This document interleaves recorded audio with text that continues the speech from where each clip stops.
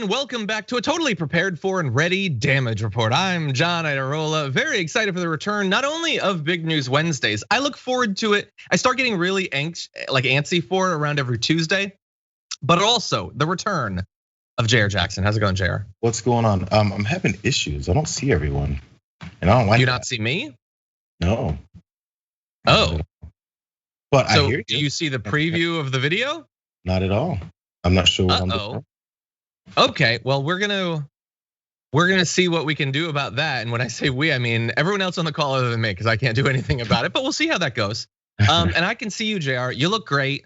Thank you. Glad to have you here. This just happened. I don't know what happened. I feel like I did something wrong, man. Interesting. I don't know if you clicked something off, but maybe you dragged us up into that top bar. Skype's fun, isn't it? Jayar was off the last week. You were communing with nature, I believe. Yeah.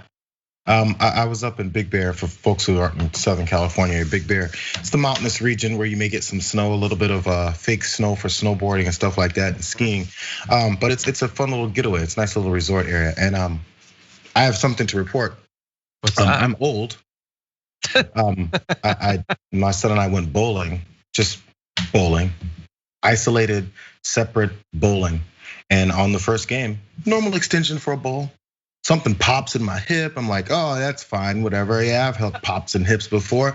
And then the whole rest of the day, like limping, just like kept adding to my normal gait. Next, I can't walk at all. I don't know what I did, but I popped something in my hip. And I'm old. The last time that happened, I was 16 years old and I was in high school and I was playing football. So put it that way, someone snatched my leg in high school when I was, I was playing football. Oh. And I was running and someone snatched my leg and it popped. And I was like, that's the last time this happened. This time it happened because no one was touching me and I was making a normal general movement with my body. Oh God, oh God. Aging is a beautiful thing. It's funny because this morning I remembered there was a period, and this is for people who've been watching throughout the pandemic. There was a period where Wednesdays were fun in the pandemic because Jayar would come on and tell me about how much working out he's doing, how much weight he's losing, and I feel like crap. So yeah, how's your hip doing, Jayar? It was doing a little bit better, and I went to my kids' baseball scrimmage yesterday and decided to act like a normal coach is running around, and I was running all over the place and kind of hopping and stuff. And I was like, I can't stop moving. That's my first problem. So it's still happening, John. I'm still losing weight. I'm still feeling pretty good. Great. Well, that's wonderful. I'm very happy for you, buddy. I will say the thing that has convinced me most that I'm in trouble is not just that I get a little bit out of breath running up the stairs or whatever. That's upstairs. That's at least known to be difficult. When my dog wants to play and like he'll get a toy and he'll run around and I have to chase him and everything, 20 seconds and I'm tired. It is very tiring chasing a dog down low and everything. Yeah. Oh God. No, I have a remedy for that. I promise we'll get started. My remedy for that is don't play with your dog. I don't know. Feels so bad. My heart aches for Sprocket and his plight. Anyway, we've got a lot of news that we're gonna be rolling through. But in addition to that, you know who we like talking to? You, yes, you. You can send us tweets and super chats and all of that, and we'll respond as we go. I can see a bunch already rolling in. We'll be getting to those in the breaks between stories, but we've got a lot we're gonna be talking about, breaking down not only the latest on Matt Gaetz, totally innocent guy. What's gonna be going on with him politically in the near future? We've got Joe Manchin and Tom Cotton duking it out for worst person in politics this week, maybe. And then January 6th, was it bad? Maybe not, according to Tucker Carlson. We're gonna talk about that as well. We got a lot that we're gonna be talking about. So definitely stay tuned. Please hit the like button if you haven't already. You can share the stream. And with that, why don't we launch into this thing, Jayar? Down. As has been noted, Matt Gaetz, very loyal to Donald Trump. 4 years, that's pretty much why you know who he is actually, is that he would always pop up on Fox News to defend Donald Trump. You know who noticed that? Donald Trump. That's why he became an ally of him, watching him on Fox News and seeing how he's a fighter for the president and all that. There was no scandal that would cause Matt Gaetz to exercise one bit of critical thought about Donald Trump. And in the end, Gaetz apparently wanted something for all of that. We're now finding out, thanks to the New York Times. In the final weeks of Mr. Trump's term, Mr. Gaetz sought something. He privately asked the White House for blanket preemptive pardons for himself and unidentified congressional allies for any crimes they may have committed, according to two people told in the discussions. I am assuming the unidentified congressional allies are unidentified to the New York Times, not to Trump. I don't think you can just be like, give me literally a blank check, not only for the crimes, but also for who's being pardoned. But that's what he asked for. Now understand, around that time, Gaetz was also publicly calling for broad pardons from Trump to thwart what he called the bloodlust of their political opponents. But Justice Department investigators had begun questioning Mr. Gaetz's associates about his conduct, including whether he had a sexual relationship with a 17-year-old that violated sex trafficking laws. He said on Hannity back in December of last year, President Trump should pardon Michael Flynn. He should pardon the Thanksgiving turkey. He should pardon me. He should pardon anyone from himself to his administration officials to Joe Exotic if he has to. You see from the radical left a bloodlust that will only be quenched if they come after the people who worked so hard to animate the Trump administration with the policies like which, the vigor and effectiveness that delivered for the American people. So he was out there saying, everybody should be pardoned. Everybody should be pardoned because of the left. As the investigation begins in the right bar-led DOJ into his potential crime. So pretty convenient for him as a smokescreen for himself under the guise of defending Trump. Even to that point, this was presented as a thing that was intended to protect Trump. Trump is under assault. Trump's allies have been under assault. They should all be protected. And by the way, I should too. Now, this is what we know. There's some stuff that we don't know about this yet. It's unclear whether Mr. Gaetz or the White House knew at the time about the inquiry or who else he sought pardons for. Mr. Gaetz did not tell White House aides that he was under investigation for potential sex trafficking violations when he made the request. But top White House lawyers and officials viewed the request for a preemptive pardon as a non-starter that would set a bad precedent.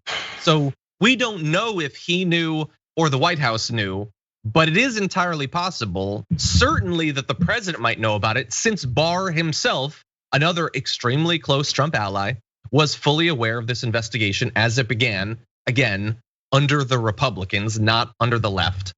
And we do know that aides told Mr. Trump of the request, though it's unclear whether Mr. Gaetz discussed the matter directly with the president. But bear in mind, Gaetz talks all the time about how many phone calls he would have with Donald Trump. So it's possible it came up.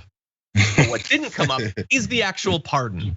Because once again, after all of this, after talking with Trump, and Trump knew about it, Trump did not pardon him. He pardoned a number of people, a number of allies who were loyal to him, but not Matt Gaetz. Take that, Matt Gaetz. Anyway, seemed Jayar, to have been a different kind of request for a pardon. Because we had people that were trying to pick off some pardons at the end of Trump's administration because they knew that there's time to cash in on some of these political favors. Also, that Trump is too dim to realize the way that they're trying to use him. Maybe for the past several years or however many years that they've known him, that they've set up this opportunity to be like, oh man, Trump likes to throw out pardons, doesn't really care because he's a barn burner. So whatever, we'll see if we can kind of use money and influence in a way to get him to go our direction. That all makes sense. This one was a little bit different because Gaetz was on the whole, for everything I've ever done in my life, from age 5 to 36 or 7, however old this guy is, we need to absolve it all. And whatever I may do afterwards, go ahead and pardon me for that too. The specificity of this kind of blanket pardon for anything that he has done, will do, seems to be a little bit more broad. And maybe that's what kind of threw them off. Maybe that's what kind of freaked them out from having anything to do with this particular pardon. Maybe. Because what do we pardon him for? Because the other things were specific. They were abhorrent, some of those things that Trump pardoned these people for. But they were specific. He didn't care if it was so bad and it looked horrible. He was just doing it. Maybe it was a bridge too far to be like, Matt Gaetz, for anything he's ever done in his life and will do, I pardon him. Because that seems a little bit like we're looking for something, Yeah, because not only do we not know if in particular cases whether it would even hold up, like the constitutionality of an incredibly blanket pardons is one of many things in the US Constitution that hasn't really been tested sufficiently. But also, like they know that Matt Gaetz is a shady MFer. They know that. So when you say he's pardoned for everything, there would reasonably be an expectation that you had looked into stuff. Because if it turned out that he murdered someone, then you ahead of time are saying, it's cool, dude's real, we love him, he's great to get a brew with, we pardon him for everything. So apparently they didn't want to sign on to that because like Matt Gaetz is popular on the right, but like in kind of a general sense, very few individuals seem to care at all about this guy. You haven't seen the level of full-throated defense from Republicans that you've seen on other things. You have many sexual assault or even not necessarily trafficking accusations on folks, but sexual assault, sexual harassment, all those types of things, and they come out in full-throated defense of these folks because they're like, well, I've hold done on, stuff Jayar. like that. I want to turn to that, so I'm gonna give you a minute to launch into that, but let me set it up actually. Yeah. So last night we learned from the New York Times that Matt Gaetz had been shopping around to try to get a blanket pardon from Donald Trump, which is, again, let's note what an entirely innocent person does. I haven't committed any crime, so I'm constantly looking for get out of jail free cards. But anyway, after that report comes out, we do have responses, and it's our duty as journalists to give you the response, and then as commentators to evaluate whether they're BS or not. So first from Gaetz, we have a statement from the spokesman saying entry-level political operatives have conflated a pardon call from Representative Gaetz, where he called for President Trump to pardon everyone from himself to his administration to Joe Exotic, with these false and increasingly bizarre partisan allegations against him. No, they're saying that entry-level political operatives have conflated that. It looks like you are conflating that, Gaetz spokesman, because that's something that we're talking about as context. That's something that the New York Times mentioned, but that's not the thing they're reporting on. But there's that, Jayar, and there's also Trump, who has now, he tweeted about it. It's not a tweet, it's on letterhead, but it's a tweet. And he said this: Congressman Matt Gaetz has never asked me for a pardon. It must also be remembered that he has totally denied the accusations against. So I've got thoughts on that, Jayar, but what do you think about the level of defense that he's been getting, including now there's actually a statement from Trump, which is something.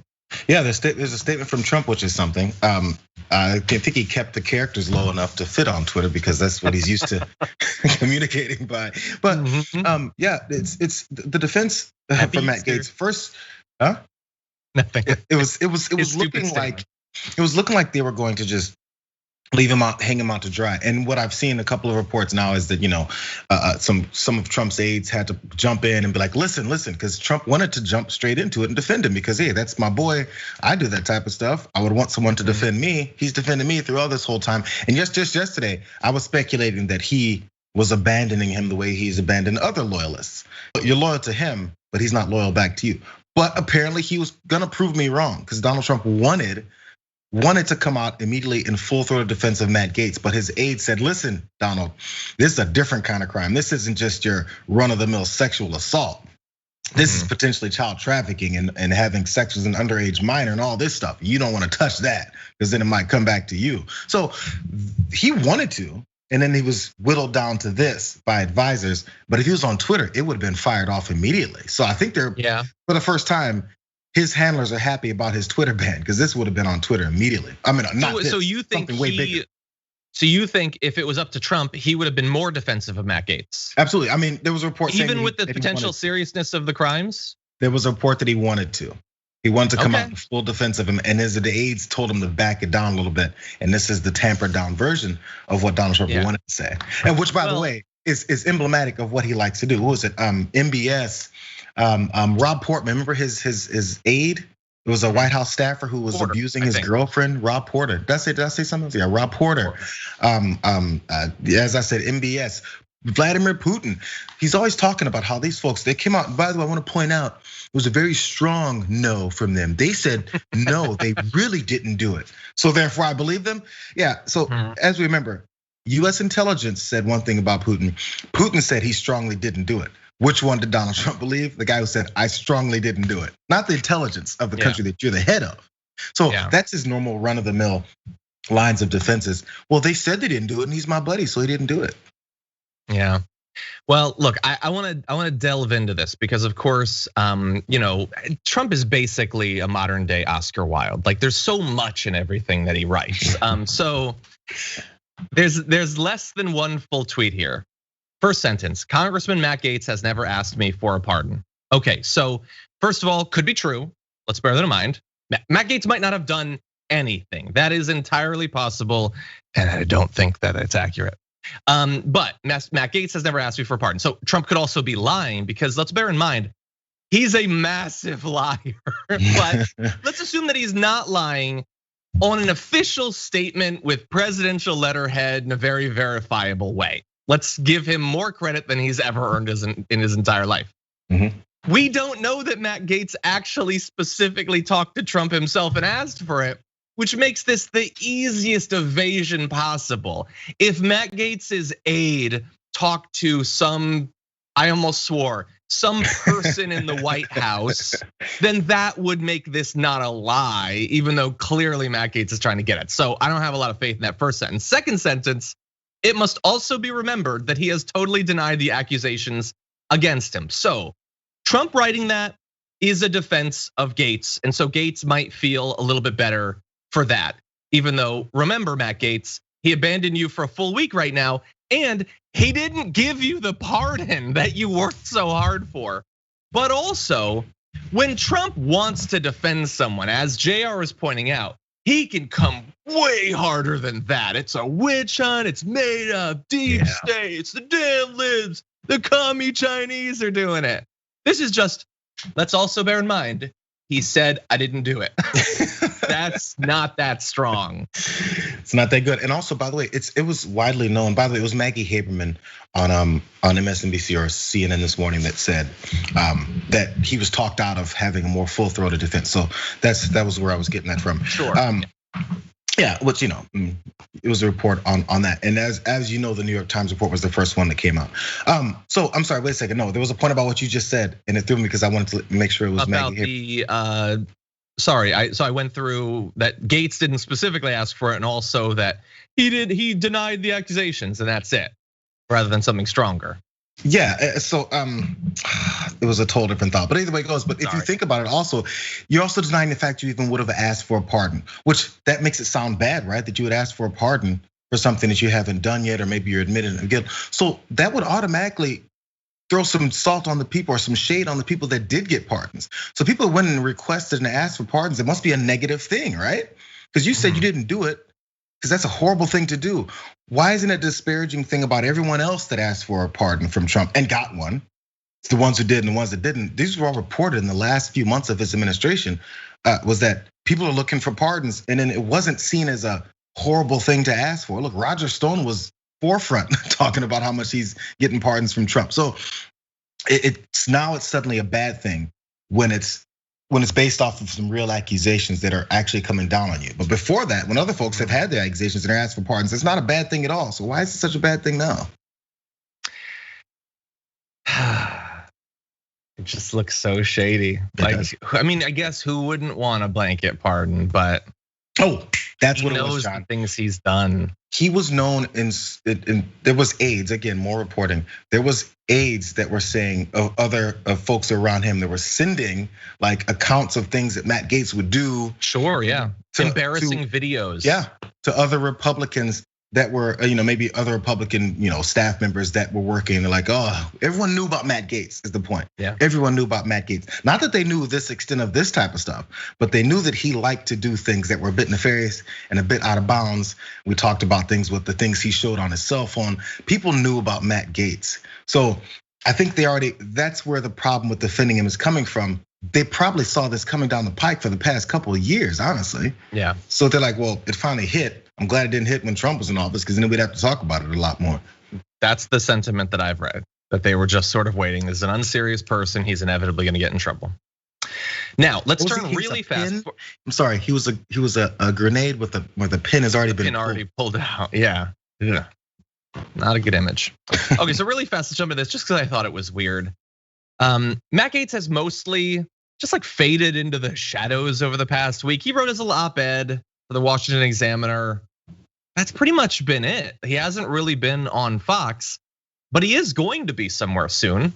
I believe actually this Friday, we find out from the Women for America First that he's going to be speaking at the Save America Summit at Trump National Doral in Miami, Florida, coming up this Friday. They say Representative Matt Gaetz has been a fearless leader in DC. Few members of Congress have been more willing than Matt to stand up and fight on behalf of President Trump and his America First agenda. But notice that Women for America First they are not even trying to claim that he's been standing up to fight for women or anything like that. Because they know what they're doing, all of the aspects about it. We'll probably joke anyway, but they know how bad that looks and how, oh God, Trump really wants us to do this. And like, oh God, we gotta defend him, I guess. But he is gonna be there. And he is going to be at a Trump place, giving a speech, presumably, Jayar. So again, maybe this combined with the presidential tweet statement, this might be the beginning of Trump sort of formally defending this guy who, for all we know, in a month we're gonna find out that he was trafficking children. This was the rehab tour. And again, so now I'm just curious about what he's gonna talk about. Is he gonna talk about how he's been working for women's rights all these years? Or is he gonna bring up the stuff that's going on now? And maybe even a subtle way. I feel like he has to, because this is this type of guy, like he's a Trump type of guy. So he feels like he has to come out and fully defend it. The way he went on Tucker Carlson's show and decided to insinuate how Tucker does the same things he does. And then Tucker was very uncomfortable with that. He's the type of guy who wants to get in front of the camera, in front of a crowd, probably even more so in front of a crowd because they're gonna be compelled to support him or else they look bad for being there. And he's gonna maybe insinuate how the news media and the FBI and the liberal left are coming after me. He may mention it without mentioning it, but I don't see how this is a good look and how it's suddenly gonna absolve him of any of these, or even in the court of public opinion, how it's gonna free him of this type of stuff. It may make him look worse. It might.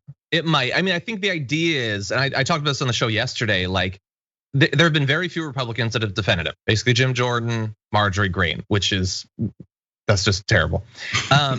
Trump hasn't, but like Trump having him at his club maybe sends a signal to other Republicans that they can defend him.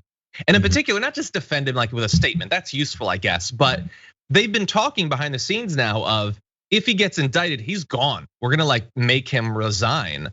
Maybe they're trying to get out in front of that. Like maybe Trump does actually care about him. It's almost beautiful in a really sick, disturbing child predator sort of way. But anyway. But does this do anything to Trump? Say Trump gets on board. Trump is not connected because he's at his resort, or then there's these groups that are associated with Trump that are supporting him. What more bad can be done with Trump's name right now? Not much. Yeah. It's a risk we're taking for both of them. And again, we don't know if he did anything. It's entirely possible that all of this is made up. And from Women for America First, that's enough for them to look past him voting against a trafficking law and him voting against a revenge porn thing and him showing maybe non-consensual naked photos on the floor and basically treating women as if they're stroopwafel, basically. He enjoys them, they're disposable, he can pass them out to his friends if he wants. That's effectively what it is. Yeah, that's fun. It is a small aside, but I was looking at the little promo for Matt Gaetz going to this Women for Trump event, and it happens. It's not like it's a Republican thing, so don't get me wrong. Can we stop with if it's a women's event, it has to be pink borders and then pink letters and then pink hats and then pink shirts. Hey, you know what? Women like blue, women like red, women like purple. In fact, men like purple, men like pink. Men like turquoise. It's so weird. Can we get beyond this? It's such an archaic thing. I'm so tired of it. I get it. There's a lot of great colors. Let's use them. I've heard there's hundreds. Let's use them. Anyway, okay, so let's see what's going on with the audience before we jump into a little bit of the domestic news and see what chaos Joe Manchin is going to wreak on us. So first super chat today, Tony Forster says a cop falsely accused black guy while eating with his family at Lynn Haven Mall, Virginia Beach. I haven't seen that. Don't find it surprising, but thank you for letting us know, Tony. Appreciate that. Jessica says gave blood yesterday at Red Cross. They are really low and slow getting blood. Go give blood if you can. It could save a life. If you're give double reds. Yes, I imagine that like with a lot of other stuff having to do with public health, people are probably nervous about going into those sorts of places. And so, yeah, not surprised that they'd be down, but if you can, you should give.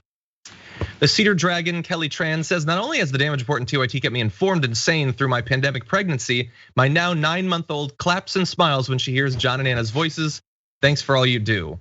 And then a second message says that the kid cries when they hear Jayar's voice. That seemed needless. Why did you write that? Kidding, they didn't write that. Thank you.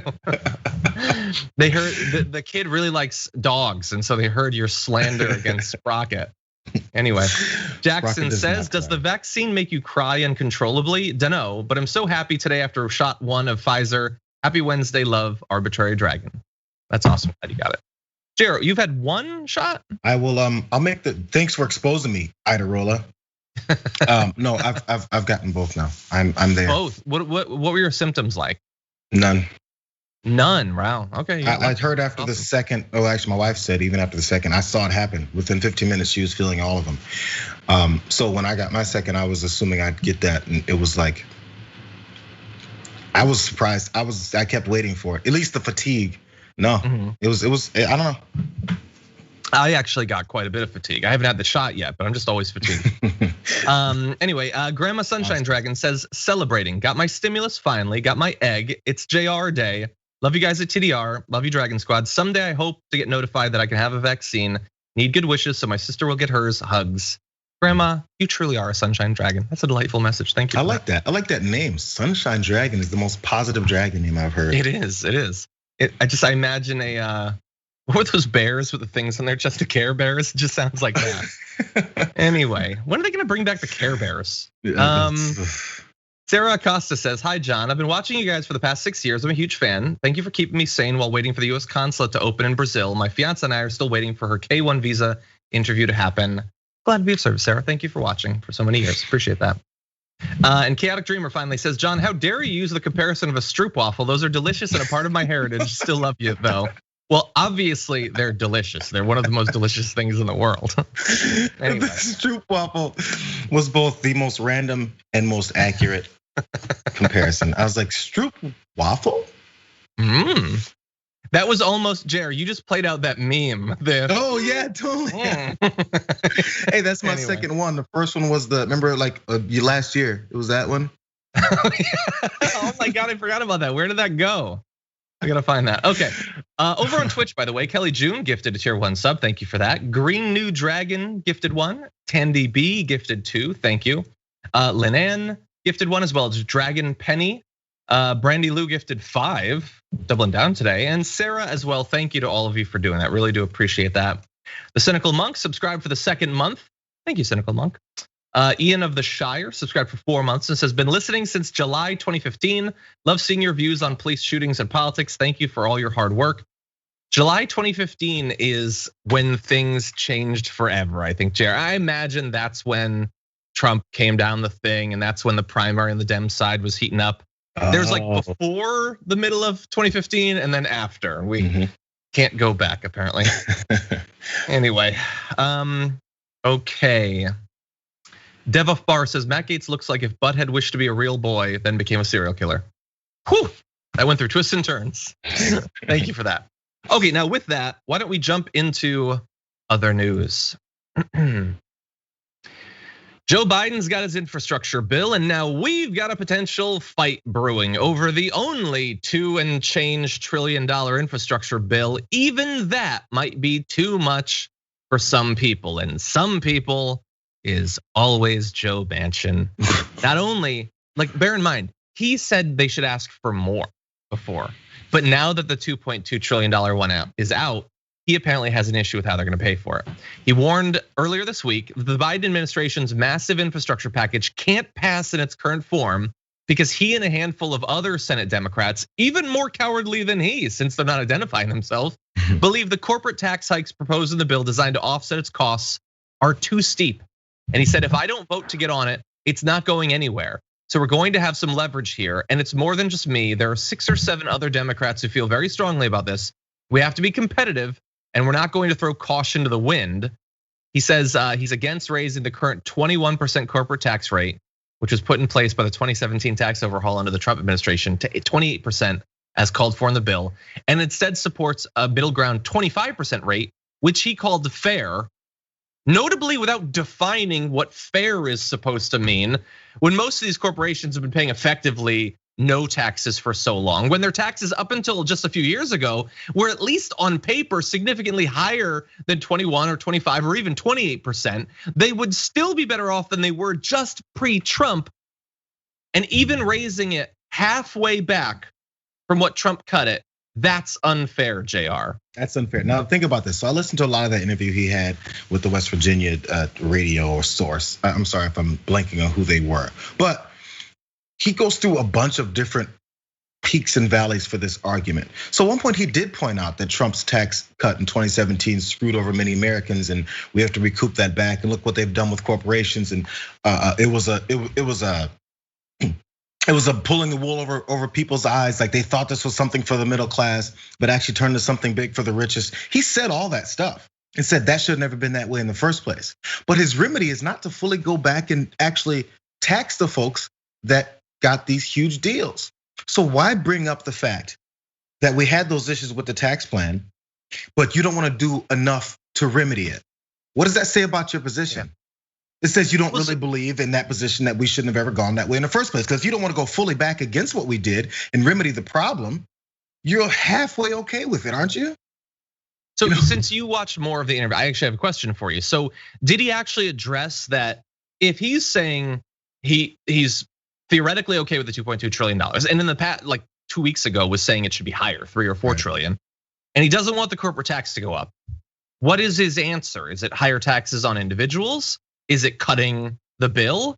Is it what? Is it not paying for it? What is his suggestion? He didn't have to because he wasn't asked that. Why should he? Specifically, so then what do we do about this? If you support the bill, then where does it come from? Because if you have to answer that question, it'll look bad for you.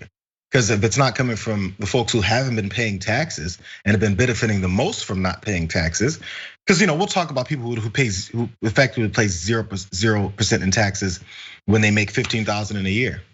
I don't care. They made $15,000 in a year. Why are we concerned about whether or not they paid 0 in taxes? Because in reality, they actually paid in taxes because we pay taxes every day on everything. Yeah. So if you're worried about people that make $15K a year not paying taxes, but you're not concerned about the corporation that made hundreds of billions of dollars and not paying taxes, I'm not sure who you've been convinced by is the real problem in America. Because if you collect the tax from the 15,000 person, it's not changing much. It's not funding anything that we need. It's not helping the country. But you're okay with us allowing corporations to avoid paying taxes. And that's your solution to it. Because again, if Manchin had to answer the question, it would be like, oh, of course, it's gonna fall down on everyone else. We gotta raise taxes on things like gas. We gotta, all those taxes that people do on an everyday basis, which of course goes and gets those 15,000 earners, or even the 40 or 30, 40, 50,000 earners, which still isn't enough. So if we're worried about them, or we're not worried about them, but we're worried about the corporations that have avoided this situation, I mean, we have to start all over with where we think our priorities lie with how these things work. Sure. Yeah, and he's senator for West Virginia. Like his constituents are like, I won't stand for the corporate tax rate going to 28%. It doesn't make any sense. All the Republicans who are gonna like fight to keep corporate taxes as low as possible, pretending that they're populist. What is that word supposed to mean? Honestly, why is it never reflected in any policy? It's weird. We keep using it as if it exists, but I've never seen it in DC.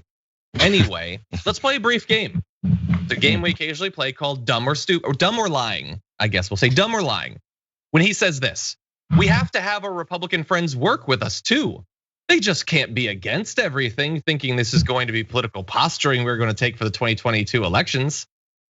Well, okay, look, if you don't actually believe that, and you're just saying that, but then you're gonna actually support the bill, okay, it's good as cover, I guess. But they definitely are gonna use that as their stance going into 2022, or a hybrid of it, where they do vote against everything, but then pretend in ads that they voted in support of this stuff. No, they're not, they don't wanna work with you, and they're not your friends. Or if they are your friends, Joe Manchin, they're certainly not our friends. I hate that he has so much power. So he's got friends in the Republican Party that needs to work with us, and they can't completely continue to oppose us like they have. He could have made that same statement in 2010. So it's the same statement. So then therefore, I'm sorry, 2008. So then in 2010, when the midterms come, we have to make sure that we can't make it seem like we're just posturing for the midterms. Every cycle is the same thing over and over and over again. The Republicans can't possibly be this anti-American, can they?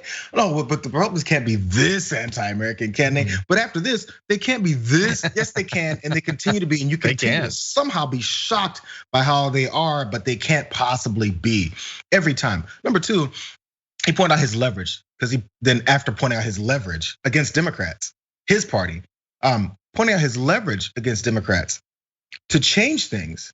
But if you have leverage against the Democrats, but you need your friends in the Republican Party to help you out, where's the leverage to get them to move over? Your leverage is you're leaning on Democrats, but you're not leaning on Republicans. You're hoping to please Republicans long enough with your leaning on Democrats and show them your leverage and hoping they'll go your way.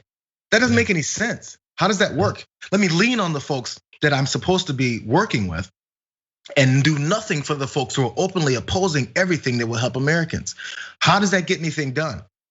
And you notice after he points out his leverage, because you know how bad that sounds, he's like, oh, and there's seven or eight other of us that are also, they agree with me. They're all in the same boat. Are they? Or is it just you pushing your leverage and pointing out how you want to be this most powerful person in the country, which he's also denied when someone asked him. Do you enjoy being the kingsmaker in America? No. I'm just a small town guy from West Virginia. I'm just Joe. I'm just Joe, and I go back home and I talk to my constituents, and they say, yeah, screw us over, Joe. Exactly. Well, and let's go to those constituents actually. What do those people think? We're talking about the sort of elite group that's behind closed doors trying to determine who's gonna actually be president. It looks like, I guess it's gonna be Joe Manchin or maybe Kristen Sinema. And honestly, at this point, I'd probably choose Joe Manchin there. Anyway, what do the people actually think? Let's launch into that. With the actual process of passing the infrastructure bill coming up, and you're gonna have so many people trying to manipulate it and potentially kill it. Certainly Republicans, but also apparently a good number of Democrats are gonna pretend that raising the corporate tax rate back up to not even what it was a few years ago is unacceptable. Let's go to what the people actually think about the bill as of right now. A survey by Invest in America and Data for Progress found that voters support Biden's American Job Plan by a 52-point margin, with 73% of all voters in favor and only 21% opposed. We're gonna give you some more granular data there, but I want you to bear in mind one thing. When you see that 73% support it, 21% oppose it, you might think, oh, 21% don't like the bill. They don't support what the bill is trying to do. They're probably like MAGA heads or something like that don't want the infrastructure bill. Most of them probably are, but you can oppose a bill for different reasons. There were people who opposed the ACA because they felt like the ACA didn't go far enough. So some of those who oppose this bill might be like us, who think it's not big enough, it's not bold enough, it doesn't address enough, it's too pared down. So in all likelihood, a version of support exists for even more than 73%. And by the way, if you break it down amongst different political identifications, you can see that sure, 69% of Democrats strongly support it, 31% of independents strongly support it, 17% of Republicans strongly support it. So there is widespread support even amongst Republicans on this bill. And in terms of strong opposition, there's very little regardless of who you actually look at. Now, you're not gonna see this reflected in DC. They're gonna pretend that this is the most controversial thing imaginable. There are headlines right now implying that Biden is basically like Castro for trying to pass something like this. But the American people are largely supportive of taxpayer money going into their communities. Shocking, I know. Yeah, it's weird how that works. But again, this is where you get a chance to be brainwashed or told what you believe by politicians that go on TV. Instead of them actually looking at what American people want, paying attention to what American people said they wanted, instead you go on TV and tell everyone, yeah, my constituents want this. Who told you that? No, that's just a ploy. Just go on TV and say, everyone around me says they want this way, which is anti-American. And then the folks who are sitting at home are like, maybe I'm the only one who doesn't like that idea. The whole point is to make people think that everyone around them is believing this and you're the only one who doesn't. But if you look at the polling, if you look at people's opinions and what people have actually said and the way they're living, you'd understand that they don't want that. That's not the way it works. When it comes to healthcare, any of these things, American people want access to things, and then politicians tell them, no, you don't want that. What you've told me is that you want the opposite. And somehow that works enough to convince people that they're the crazy one. You feel like you're isolated sometimes. You're like, well, I guess I'm on board with everyone else. We have this mob mentality of no one else agrees with me. I don't want to be that guy that's lone in my thoughts of American values. So I'm gonna go ahead and go against it. It sucks, man. How many of us are gonna be convinced of this? Well, look, and that's why we just got to put out accurate information, hopefully, so that as we go into this battle, people know what's up, like with the COVID aid bill. And one other thing I'll throw out is there's discussion too about what's actually included in it, what should be considered infrastructure, and the way, if you listen to Fox and Friends, it's like literally a road. That is it. Anything else is not infrastructure. You listen to Noem, the governor, she doesn't seem to think that anything is infrastructure. Power isn't infrastructure, water isn't infrastructure.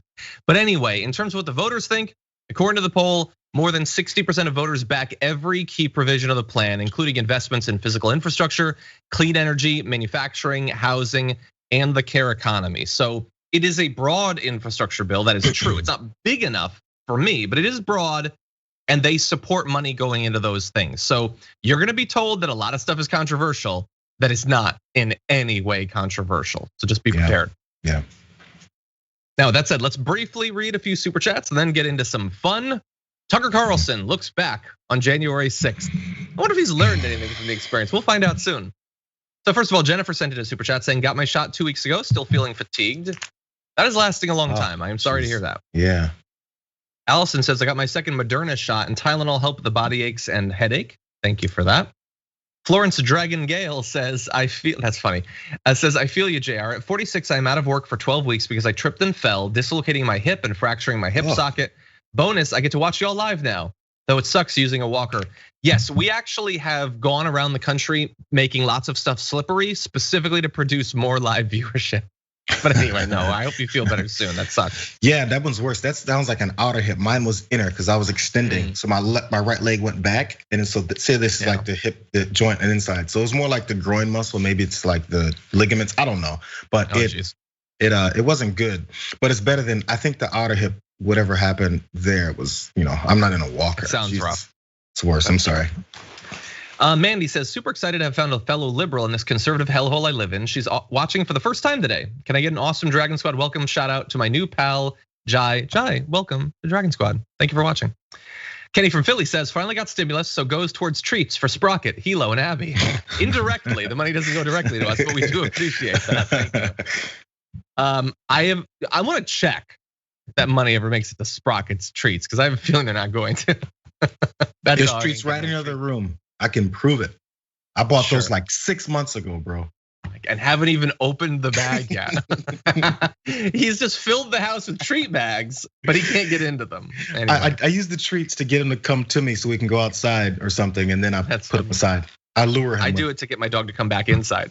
Jingle your keys, Yeah. Brina says, I have had a rather bad day and it would really cheer me up to get to claim Tenacious Dragon. And then said, since apparently this was taken, how about Perseverance Dragon? You know what, Brina? Since you're having a bad day, you can choose either. Two people can share a name. Are you noticing the tenacious part where she's going with that? Perseverance too, yeah. Tenacious D, Tenacious Dragon. Remember the band? Wasn't there a band called Tenacious D or something like that? Yes, there is. Yes, I didn't actually get that. Nathan says, I wish Jayar was my dad. That's it. That's the whole message. Jayar, if you'd like an extra kid. You definitely have to be under 10 years old though, so that's the only problem. I'm not sure if you want to go back to that.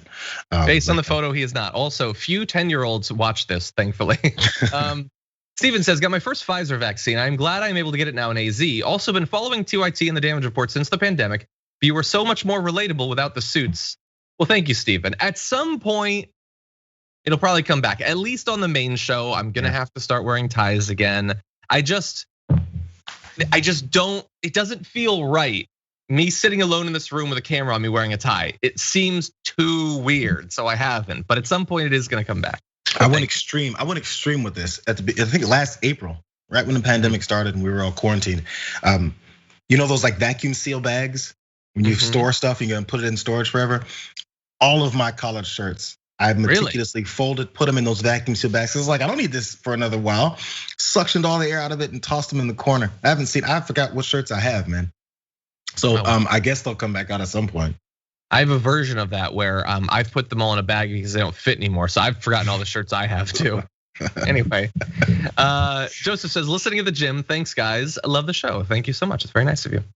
Silo Sybin says, hi Dragon Squad, going to get my first shot today. Checking in to let you know this universe sucks. Definitely in the 90th percentile of worst ever. Of worst universes? Well, Yeah, it's the one we've got though, so we gotta try to improve it. But thank you. Good luck with the shot. Finally, Lindsay Robb says, everyone wants to see Jayar's shirt and sprocket. John, can you give a shout out to the YouTube's members chat? Love y'all, Dogo Dragon, Lindsay, and members chat. Thank you for watching. I've got the members, I've got the full YouTube chat and Twitch chat open. Glad to see you here. Can we see the shirt there? Oh, this is a TYT shirt. I think I showed this before. It's Grand Theft Autocracy. Nice, yes. I thought I had that one. I haven't seen it in a while. It's very much in the Grand Theft Auto like imagery as well. You can see it's a bit cartoony. Oh, totally. Yeah, I like it. Over on Twitch, it's Pro, subscribe for 2 months, says take some Bezos money. Also, Matt Gaetz is a human turd. Thank you. Not necessarily human, but thank you. Super Solutions, subscribe for 8 months. Thank you. Bama Raider for 5 says 5 months. Wow, my longest relationship without wanting to break up, with a smiley face. I'm glad we've still got your heart. Shoegaze Dragon Georgie, subscribe for 6 months. Thank you for that. PH Diva for 3, thank you. Counter for 4, thank you so much.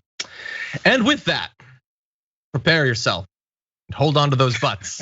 Unfortunately, gonna have to talk about Tucker Carlson and the 6th. Okay. It has been 3 months since the insurgency in the Capitol. And what have we learned? Oh, so little apparently, in no small part thanks to the continuing efforts by the right wing to whitewash, sort of literally, what happened that day. Take a look at Tucker Carlson as he looks back on that day and understand, while this monologue is exactly what he said, Media Matters journalist Brendan Carrott decided to add a little bit of a visual component to it to go along with the audio. So take a look at this. Today is the 3-month anniversary of January 6th. For those of you who aren't good at dates or don't have calendars, this is the day that we pause to remember the white supremacist QAnon insurrection that came so very close to toppling our government and ending this democracy forever. You saw what happened. It was carried live on television, every gruesome moment. A mob of older people from unfashionable zip codes somehow made it all the way to Washington, D.C., probably by bus. They wandered freely through the Capitol like it was their building or something. They didn't have guns, but a lot of them had extremely dangerous ideas. They talked about the Constitution and something called their rights. Some of them made openly seditious claims. They insisted, for example, that the last election was not entirely fair. The whole thing was terrifying. And then, as you've been told so very often, they committed unspeakable acts of violence. By the time thousands of soldiers arrived to restore order, an unarmed woman, an Air Force veteran, lay dead. To this day, that woman is the one completely verified casualty of the insurrection, the only person whose death we can say definitively was caused by specific events on January 6th. We know how she died. The funny thing is you almost never hear that woman's name. Possibly that's because she was not a Democratic member of Congress or even a Joe Biden voter. She was a protester. Her name was Ashley Babbitt. She was 35. We still don't know who shot Ashley Babbitt or why. No one will tell us. But then when you're fighting insurrectionists, you don't have to explain yourself. You just hyperventilate about QAnon and then you do whatever you want. When a group of sad, disenfranchised people who've been left out of the modern economy show up at your office, you don't have to listen to their complaints. Not for a second. Why would you? You thought listening to people's complaints was democracy? No, these people threaten democracy. Okay, so thank you to Brendan, by the way, for putting those visuals on there, because you'll notice that Tucker did not. And it's not that he can't, he has a full staff and he likes to. Remember, months and months into the BLM protests, he would use footage of fires that he'd put the date on. It would be 3-4 months earlier. He'd be using B-roll of fires. But for some reason, 3 months after the insurrection, he decided to do this sarcastic look back on the event without using any footage whatsoever, perhaps because the footage tells the true story. And so thank you to Brendan and Media Matters for putting that out there. I have thoughts on some of the specific things he said there, Jayar, but what did you think? It could be every sentence has an ironic approach to it. So as if it's the people's house, as if they're not supposed to be there. So if I walk, even before January 6th, as we know that has been reinforced because of the attack. Even before January 6th, if I just walk up to the Capitol and say, I'm coming to talk to Nancy Pelosi, I'm gonna walk in because it's my house. I pay taxes. I pay plenty of taxes. Do I get to walk into Washington, to take a flight to Washington, D.C., walk up to the Capitol and say, hey, I want to talk to Nancy Pelosi. I'm tired of her madness. Or maybe I should say it, Mitch McConnell. I came to talk to Mitch McConnell, that turtle. I'm coming to get him. Are they gonna let me in? Are they gonna let me in? No, they're not gonna let me in, but it's still my house though. You could ride a Harley through the front door. Doesn't matter. It's your house. Context doesn't matter. It just doesn't matter. And again, if after 3 months, now on April 6th, you're gonna talk about how it's a 3-month anniversary of what happened on January 6th. So if you have someone from MSNBC talk every month and go, it is now May 6th, it's June 6th. Been 4 or 5 months since the Capitol attacks, and we're gonna talk about how horrific they were and how much sedition took place. And look at these insurrectionists. If you go through all that every month, you know what people like Tucker Carlson are gonna say? How dare these people keep focusing on January 6th riots? That was over and done with. We took care of it, and there was a few insurrectionists here and there that were probably Antifa. So they're gonna get annoyed that you're continually harping on the devastating events of January 6th. But if he can bring it up every month to talk about how it was not a big deal, what is the motivation? It always talks, this guy goes back to things that no one asked him about, but he's gonna talk about, because his motivation is to continue to whitewash, to have a revisionist history of everything, because that's what we've always done in this country. Except we don't get a chance to do things like what happened here, which is show the reality. Folks in power have always been telling us what history is in our country, what the present is in our country. But the difference now is we can show them what we just saw. And he had to confront that too. It was shown wall to wall on your televisions about all the horrible, horrible violence. That's the truth. Yeah, that's exactly what we saw. But instead, if you put a little sarcastic tone on it, suddenly that doesn't exist anymore. That is a manipulation of your audience, because you've molded their brains down to this Play-Doh-like substance that you just change every night. Yeah. Like, you guys are so dumb. I'm gonna tell you that January 6th was nothing every month. And eventually you're gonna go to your friends and be like, January 6th wasn't a very big deal at all. We were invited in, it's our house. We wanted to kill people, but that's all right. Yeah, and polls confirmed this week, more than 50% of Republicans think that it was either entirely peaceful or it was Antifa that did it. And why do they think that? What you just saw. 3 months of Tucker Carlson immediately after the event and up until now, lying about what actually happened there and pretending that we just can't find footage. It just doesn't exist. What a coward. What an utter coward Tucker Carlson is, that he's gonna try to push this narrative and pretend as if there isn't footage. No, be bold, be strong. Show the footage and then imply that it's fine. No, it's acceptable. Right wingers get to do that. Here's footage of them trying to beat a cop to death with a flag. Here's why that's okay. Be a man, Tucker Carlson. If you're gonna try to push America into fascism, at least own up to a bit of the process along the way. But he won't. He's a little scared rich wuss using the tools that are available to him. For instance, QAnon. A dude will never have the balls to say on air QAnon's real, but he'll certainly imply it because he desperately wants people who believe QAnon to watch his show, which is why he made the little sarcastic comment about, they're saying it was Q. Show the footage of the Q flags and then respond with why it's okay. If Q is great, then actually make that case. Stop alluding to stuff, stop implying stuff, and actually say something for once. But he did say some things, and those things were lies. They didn't have guns. Yeah, they did. One guy had a car loaded with guns. They had pipe bombs too. Notice he didn't bring those up. They thought the election was unfair. Tucker, follow up. Why did they think that?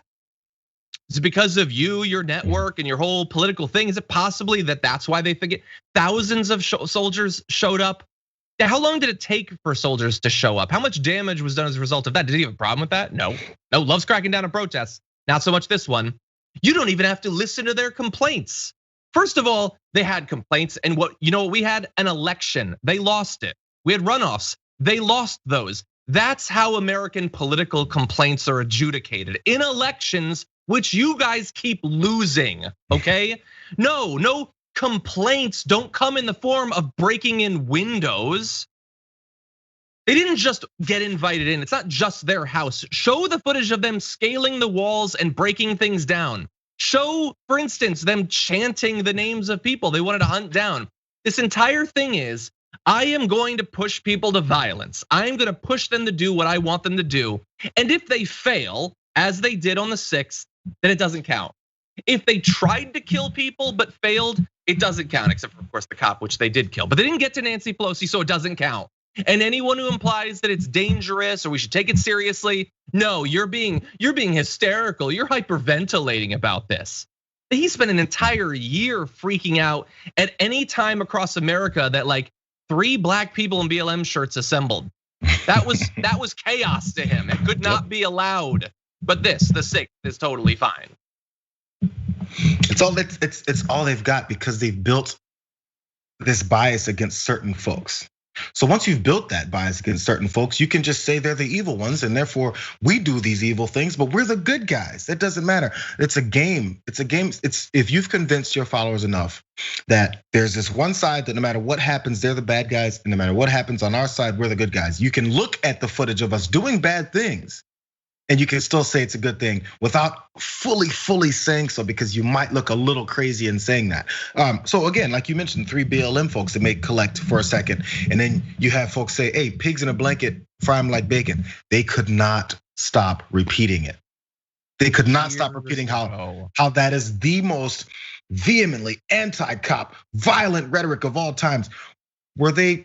Did they break into police departments and start murdering police officers and walk around menacingly saying, "Hey, Officer Wilson"? Did that happen? Did they break into police departments and start murdering cops?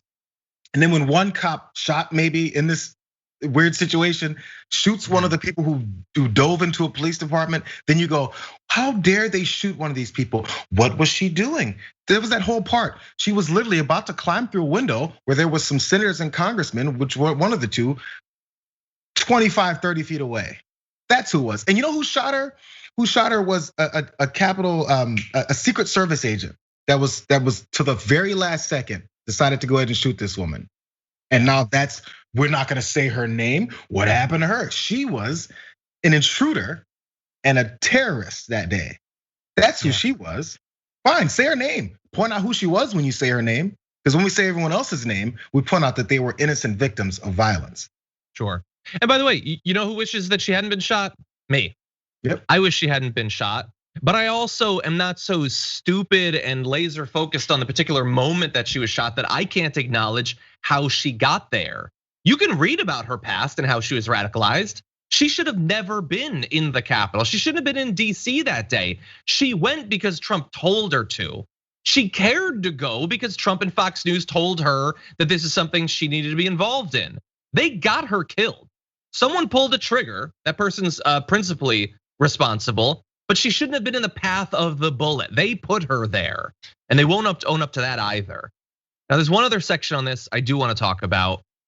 In addition to the insane general rewriting of the 6th, Tucker Carlson, again in an incredibly cowardly fashion, without actually showing you what happened on the day, wants to defend a couple of the individuals involved in that as well. So here is his defense of Zip Tie Guy.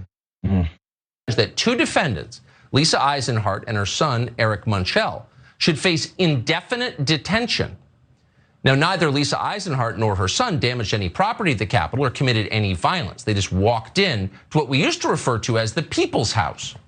And yet somehow Joe Biden's Department of Justice convinced a trial judge that Lisa Eisenhart was a, quote, threat to our republic, and that her son was a, quote, would-be martyr. Keep in mind, these are people whose crime was trespassing in the Capitol. We're not endorsing that, but some perspective, please. No, you're 100% endorsing that. That is literally what you've been doing for months. These people tried to kill elected officials, and his job as one of the most watched people in news is to defend them and make you feel sorry for them. Now, remember, he did a full segment mocking AOC, fearing for her life. So there was a target and there was a person doing the targeting.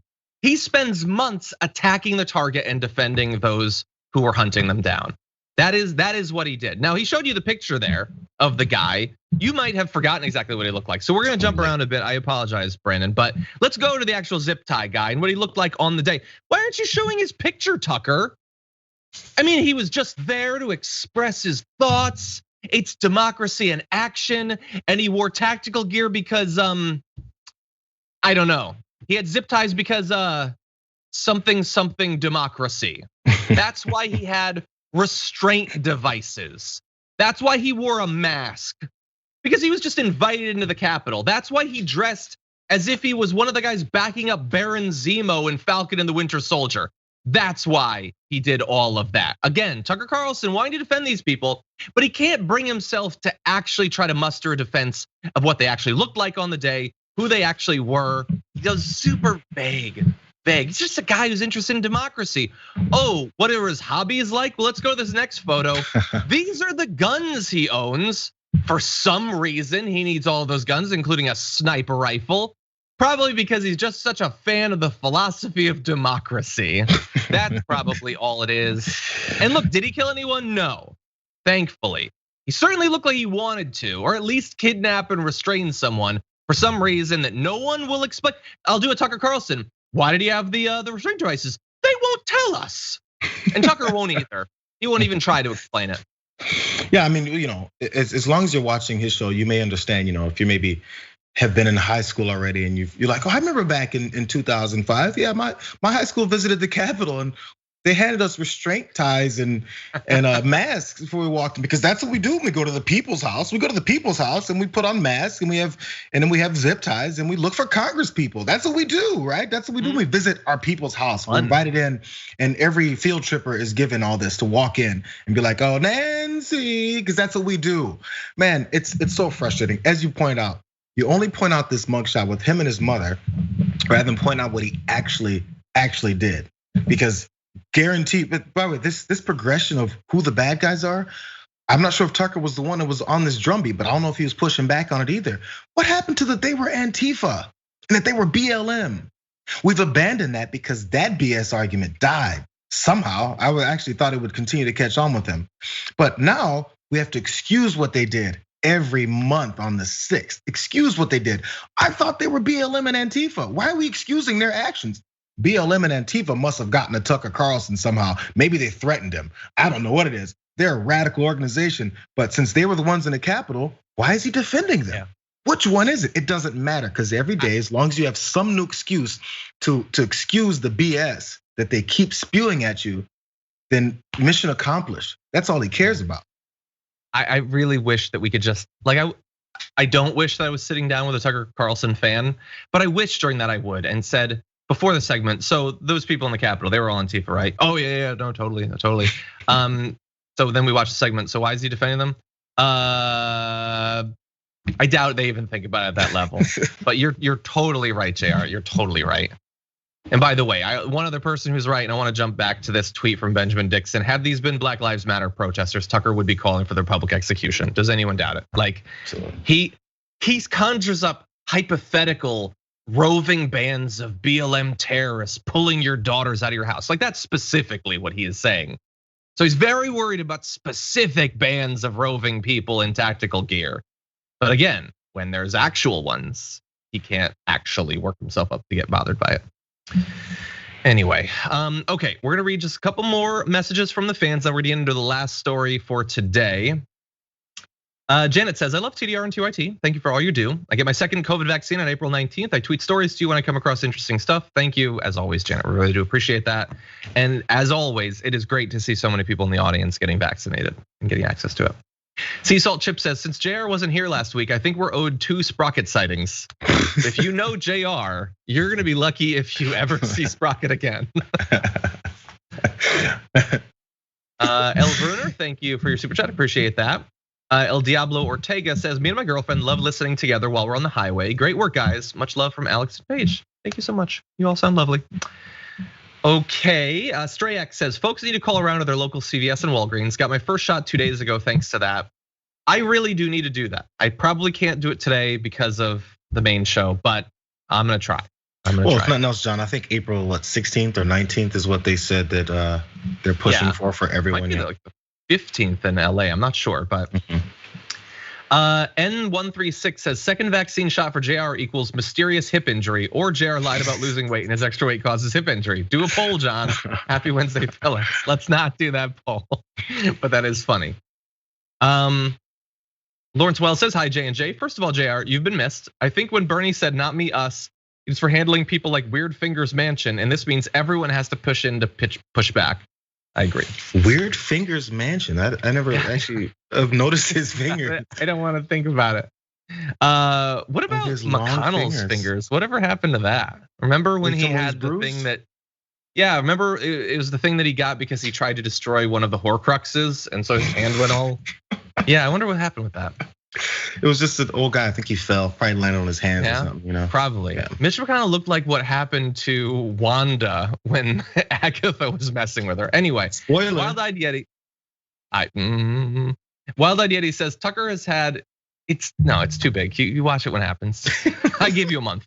Anyway, Wild-Eyed Yeti says Tucker has a hard time getting in insurrection. It's why he always makes that face. I get what you're saying there, and that's nasty. Mm-hmm. Okay, so Bart says, John, they hand out zip ties because when you take a tour of Congress and you bring a lunch that is brown bagged, like a school field trip, you need the zip ties to seal your sandwich in your sandwich bag. Very important to keep your food fresh. That is totally true. Okay. Those weren't zip ties, those were zip locks. Think about it. The Uper Gardener over on Twitch subscribed for 11 months and says, I got ducks. Happy 11 month anniversary to me. Also, give Sprocket all pets really love and scratches from the dragons. That dog has never gotten love and scratches from Jayar. Anyway, MS Doll subscribed for 4 months. Thank you for that. And just got their first Pfizer shot. That's awesome. That's awesome. Soon I shall be the only person who did not get it. John, also, are you buying the blood clot thing, the AstraZeneca blood clot UK thing? I'm just curious. Totally off topic.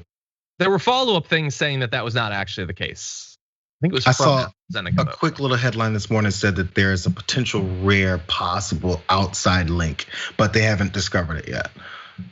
In any event, as of right now, if you go get vaccinated in the US, you're not going to be getting AstraZeneca. Yeah, and the thing is, and I get why it's hard to bring that up because people start freaking out or they think that that means I should, I understand that, but I was curious what your thought was because I haven't talked to anyone about that part. Yeah, like I said, we covered their follow-up, but it was from AstraZeneca. So, I mean, I guess if in theory we're going to trust these major companies on the testing that they've done, I guess we should trust them consistently until one is shown to deserve less trust. But anyway, that's what I've seen. And Tweese says, and then the message moved. Okay, there it is. Jayar loses weight in lockdown, pumps iron like it's no big thing, gets no symptoms. Jayar is a legend. Then he pops his waist, walking to the fridge, but shh. The good news is the shots are only from like the chest up here, so I'm good. That's you guys will never know. Oh, that saved me. That's been like the vaccine for me during the pandemic. Protecting what ails me, which is me. Okay, that said, let's jump very briefly. We only have a few minutes into our last story, but it is important, so let's do this. Georgia passed their voter suppression bill, and it is entirely possible that at some point court challenges might limit it or possibly overturn it. But that said, take a look at what our Supreme Court is like, so don't get too excited about that. In the meantime, different groups in Georgia are gonna do what they can to limit its corrosive impact. Voter advocacy groups and activist groups are gonna try to get people registered and all that with these new restrictions. And also in Atlanta, the mayor, Keisha Lance Bottoms, has issued an administrative order directing the city's chief equity officer to implement a series of actions to diminish what her office called new voting restrictions imposed by the bill. She says the voting restrictions of SB 202 will disproportionately impact Atlanta residents, particularly in communities of color and other minority groups. This administrative order is designed to do what those in the majority of the state legislature did not: expand access to our right to vote. So she's gonna do what she can, the office is gonna do what they can, but bear in mind that the city of Atlanta does not have the authority over state election law, so the administrative order cannot change any of the new requirements. Most of the actions focus on voter education and staff training to better assist Atlanta residents with information on the new law changes or how to obtain necessary identification. So they are going to try to make the new onerous obstacles as unonerous and unobstacle-ish as they can, but they can't change the actual law. Because remember, it's not just that the law says you can't force these places to have X number of days of early voting. They actually limit it specifically. It's not like you have to give water to people waiting in line. You can't give water to people waiting in line. So they can't necessarily change those, Jayar, but she's gonna do what she can with her office to try to make it as little harm as possible, basically. Well, look at these freedoms of our country, you got freedom to run up in the Capitol, you got freedom to hoard 105 guns, you have the freedom to shoot people with those guns and then tell them that you get to. But you don't have the freedom to vote. And when new laws come in that restrict people from voting, and they openly talk about that's what they want to have people do, somehow we're still American, somehow we're still the freest country in the world. You can literally have an entire political party, a powerful political party, be behind restricting people's rights in one sentence, and the next sentence say that they're all about freedoms. It just shows you who they think deserves freedoms here, and then who doesn't. So the hard part about here with the Atlanta mayor trying to pushing this is just now it's up to the people to then come out and get that information, because there's also going to be restrictions. These are multiple states, restrictions on groups actually giving this information or providing assistance to folks to be able to carry out these types of actions. So now people have to seek it out when they don't know what they're seeking, and that's part of the plan, So I don't know, maybe they can put certain money towards certain things, initiatives to actually reach out to people and get to people.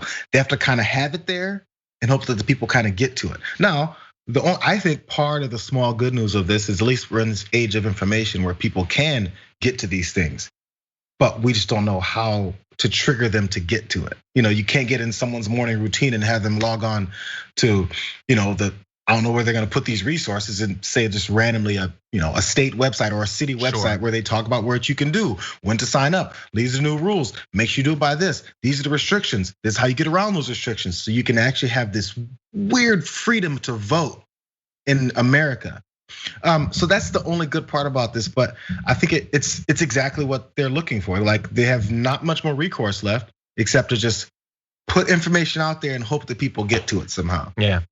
And hope that this is it, because like obviously them passing this bill is terrible. They pass this bill, they could pass follow-up ones. Yep. They could do even more. They could spend 6 months watching to see how Democratic mayors and groups try to adapt to it, and then pass new bills based on that. And they're gonna keep doing this until there's some sort of federal legislation that stops them from doing so, or the Supreme Court is fundamentally changed, or you take over these state legislatures, which is definitely, that's a monumental task in Georgia, but it needs to be done. And there are great groups that are trying to do that. Until one of those things happen, it's just going to be bill after bill after bill after bill across the country, making it harder and harder to vote. Yeah, and we're gonna get there. Yeah. Well, Jayar, we're going out on a bit of a down note, unfortunately, but thank you as always for joining us. It's great to have you back on Big News Wednesdays. Sorry, I can't provide any happiness. Sprocket is nowhere nearby. Maybe I'll get the treats or something, and then we'll tease him with that. Awesome. Okay, well, thank you. Talk to you soon. See you guys. Thank you. Finally, let's see what's going on over here. Progressive Mama Bear White says finally scheduled by J&J vaccine Saturday. STG4 cancer patient been waiting so long. Stage 4 cancer patient been waiting so long. Relief is palpable. Join tolivetocure.org for Earth Week event. That's great to hear, Progressive Mama. Really glad to hear that. Saren says, wonder if the Gaetz investigation started after Gaetz asked for the pardon. I don't believe so. Based on the reporting that I saw, it was concurrent. They just didn't necessarily know about it at that point, although they might have. Shane Harper says, let's not forget that Gaetz is from the party of family values. That is such an ironic joke now. Janet says, did you see the article about who Q is? The video showed the guy accidentally admitted he was, then realized he slipped and tried to walk it back. Yeah, that sort of thing, it just isn't gonna change anything though. I agree. It's not who, oh God, they thought it was some like cigarette smoking man in a parking structure. It's just some bozo. Anyway, or bozos. Jennifer says, I'm happy to say that I'm finally getting my first dose of the Moderna vaccine on Friday. We want Sprocket. I want Sprocket too, but unfortunately today's not our day. So unfortunately with that, and also I wanted to let you know, I don't see we have the promo here, but not necessarily the image.